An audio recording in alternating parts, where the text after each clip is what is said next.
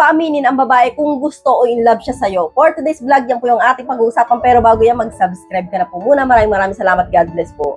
So dito ulit sa video na ito, nabibigyan ko kayo ng mga ilang katanungan na kapag natanong mo sa babae, posibleng mapaamin mo siya kung talaga nga namang in love siya sa'yo. Posible dapat ay hagad sa number 1. Sabihin mo na gusto kita sanang ligawan pero mukhang wala akong pag-asa sa'yo. So kapag katulad yung sinabi mo sa isang babae, no, mapapaisip po yan. Ang unang iisipin ka agad doon sa babae kapag sinabi mong ganyan, ay, kapag sinabi kong hindi nga naman ko siya gusto, baka manligaw to sa iba.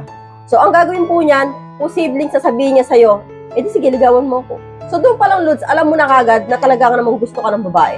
So proceed dapat ay hagad sa number 2. Matagal na kitang gusto pero baka may boyfriend ka na o may gusto ka ng iba. Kapag po, Lods, ganitong salita ng binitawan mo sa isang babae, no? Ang isasagot sa'yo kagad niyan kapag gusto ka niyan, ay wala akong boyfriend. So kapag ginanong ka ng babae, Lods, posibleng in love din siya sa'yo. So kasi po, kapag ayaw ka ng babae, sasabihin niya kagad sa'yo, ay oo, may boyfriend na ako at may gusto akong iba.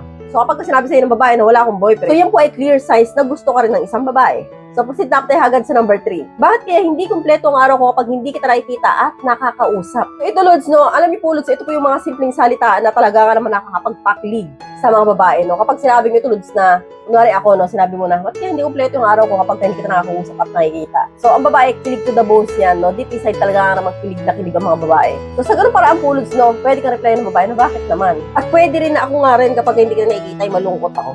So, namimiss kita. Yan po yung tatlong salita, Lods, na dapat sabihin mo sa isang babae para malaman mo kung talaga nga namang in love din siya o may gusto din siya sa'yo. So, hanggang dito na lang po tayo mga Lods. I hope you learned something new in this video. More videos to come. So, stay connected and see you again to my next video. God bless. Bye-bye!